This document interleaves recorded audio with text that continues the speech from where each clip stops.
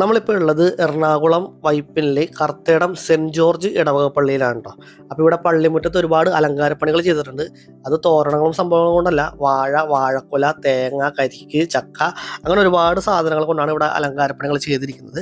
അപ്പോൾ ഇങ്ങനെ ഒരു പരിപാടി നടക്കുന്നുണ്ടെന്ന് അറിഞ്ഞിട്ട് തലേ ദിവസം വൈകിട്ട് ഞാനിവിടെ എത്തിയിരുന്നു. അപ്പോൾ ഇവിടെ കണ്ട കാഴ്ച എന്ന് വെച്ചാൽ ഒരുപാട് ചേട്ടന്മാരിരുന്ന് വാഴ കെട്ടുന്നു. അത് കൊല ഉൾപ്പെടെ കെട്ടി നല്ല ഭംഗിയായിട്ട് വെക്കുന്നു. അതിൻ്റെ അകത്ത് കരിക്ക് തൂക്കുന്നു, ചക്ക കെട്ടുന്നു, മാങ്ങ കെട്ടുന്നു, ചാമ്പക്ക കെട്ടുന്നു, അങ്ങനെ പല പല കാഴ്ചകൾ. ഇനി ചേച്ചിമാരാണെങ്കിൽ ചക്കയുടെ തൂക്കമൊക്കെ നോക്കിയിട്ട് തൂക്കത്തിനനുസരിച്ച് ഓരോ വില എഴുതിയിട്ട് ഓരോന്നിലും ഒട്ടിച്ച് കൊടുത്തിരിക്കുകയാണ്. അപ്പോൾ ഇത് എന്താണ് സംഭവം എന്നൊക്കെ അറിയാൻ വേണ്ടി നോക്കിയപ്പോൾ അവിടെ നമ്മുടെ വികാരി അച്ഛനെ നമുക്ക് കിട്ടി. അപ്പോൾ വികാരി അച്ഛനോട് തന്നെ കാര്യങ്ങൾ നേരിട്ട് നമുക്ക് ചോദിച്ച് മനസ്സിലാക്കാം കേട്ടോ.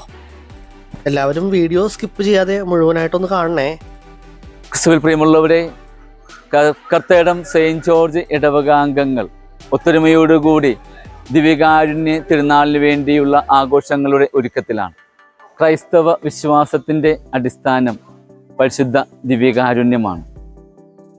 ഒരു വ്യക്തി മമ്മൂദീസായിലൂടെ ക്രൈസ്തവ വിശ്വാസിയായി ക്രൈസ്തവ സഭയിലെ അംഗമായി മാറുന്നു എങ്കിൽ പോലും അയാളുടെ വിശ്വാസ ജീവിതത്തിൻ്റെ ഏറ്റവും പ്രധാനമായ ഘടകം പരിശുദ്ധ കുർബാനയിലുള്ള വിശ്വാസവും ദിവ്യകാരുണ്യ അടിസ്ഥാനത്തിലുള്ള ജീവിതവുമാണ്. സാധാരണയായി കത്തോലിക്ക സഭയുടെ പാരമ്പര്യമനുസരിച്ച് 10 വയസ്സ് കഴിഞ്ഞാൽ അഥവാ 4ാം ക്ലാസ് മതപഠനം പൂർത്തിയാക്കുന്ന ഒരു കുട്ടിക്കാണ് ആദ്യമായി ദിവ്യകാരുണ്യം സ്വീകരിക്കുവാനുള്ള അനുവാദം ലഭിക്കുന്നത്. അതിലൂടെയാണ് ആ വ്യക്തിയുടെ ക്രൈസ്തവ ജീവിതം കൂടുതൽ ശക്തിപ്പെടുന്നതും കൂടുതൽ പരിപോഷിപ്പിക്കപ്പെടുന്നതും. സാധാരണയായി ക്രിസ്തുവിൻ്റെ ഉത്ഥാനത്തിന് ശേഷം 50ാം ദിനം പെന്തക്കോസ്ത തിരുനാൾ ആഘോഷിക്കുന്നു. അതിനുശേഷം വരുന്ന ഞായറാഴ്ച പരിശുദ്ധ തൃത്വത്തിൻ്റെ തിരുനാളും അതേ തുടർന്നുള്ള ഞായറാഴ്ച പരിശുദ്ധ ദിവ്യകാരുണ്യത്തിൻ്റെ തിരുനാളുമായി കൊണ്ടാടുകയാണ്. മിക്കവാറും സഭയിലെ ആചാരവും പ്രത്യേകിച്ച് നമ്മുടെ ഈ പ്രദേശത്തും വിവിധ സ്ഥലങ്ങളിലുമുള്ള പാരമ്പര്യമനുസരിച്ച് ഈ ഒരു ദിനം പരിശുദ്ധ കുർബാനയിലുള്ള വിശ്വാസവും ഭക്തിയും ഏറെ വർദ്ധിപ്പിക്കുവാനും പ്രോത്സാഹിപ്പിക്കുവാനും മറ്റുള്ളവർക്ക് പകർന്നു കൊടുക്കുവാനുമുള്ള പുണ്യദിനമാണ് ഇത്. മിക്കവാറും എല്ലാ ദേവാലയങ്ങളുടെയും മുറ്റം ഇതുപോലെ അലങ്കരിക്കുകയും അത് ഇടവകാംഗങ്ങൾ മിക്കവാറും എല്ലാവരും വീടുകളിൽ നിന്ന് കൊണ്ടുവരുന്ന ഫലവർഗ്ഗങ്ങൾ ചിലപ്പോൾ വാഴക്കുല, അതുപോലെ കരിക്ക്, മറ്റു കുലകളും ഫലവർഗ്ഗങ്ങളെല്ലാം കൊണ്ടുവന്ന് ദേവാലയ അങ്കണം അലങ്കരിക്കുകയും നാളെ 9:30 പരിശുദ്ധ കുർബാനയ്ക്ക് ശേഷം ദിവ്യകാരുണ്യ പ്രദക്ഷിണം ഇവിടേക്ക് വരികയും ചെയ്യുന്നു.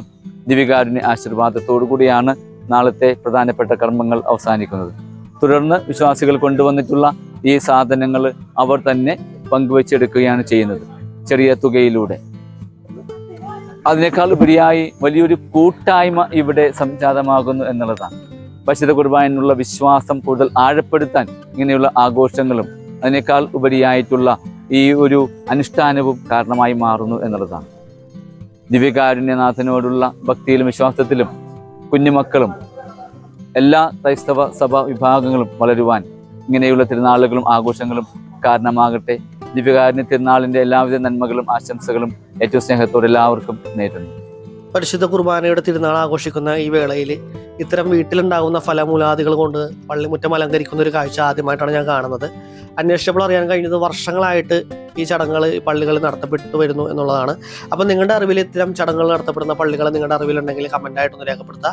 വരും വർഷങ്ങളിൽ നമുക്ക് മറ്റു പള്ളികളിലെ ചടങ്ങുകളും കാര്യങ്ങളും നമ്മുടെ ചാനലിൽ പങ്കെടുത്താനും സാധിക്കാൻ വേണ്ടിയാണ് ഞാനീ പറയുന്നത്. അപ്പോൾ നിങ്ങൾക്കറിയാവുന്ന പള്ളികളും കാര്യങ്ങളൊക്കെ ഉണ്ടെങ്കിൽ കമൻ്റായിട്ട് രേഖപ്പെടുത്തുക. അപ്പോൾ ഇവിടുത്തെ പള്ളിയിലെ പരിശുദ്ധ കുർബാനയുടെ തിരുനാളോടനുബന്ധിച്ച് നടന്ന പ്രദക്ഷിണം കൂടി കാണിച്ചുകൊണ്ട് നമ്മുടെ ഇന്നത്തെ വീഡിയോ അവസാനിപ്പിക്കുകയാണ്. വീഡിയോ ഇഷ്ടപ്പെട്ടെങ്കിൽ ഒന്ന് ലൈക്കും ചെയ്തേക്കാം, ഒന്ന് ഷെയറും കൂടി ചെയ്തേക്കാം കേട്ടോ.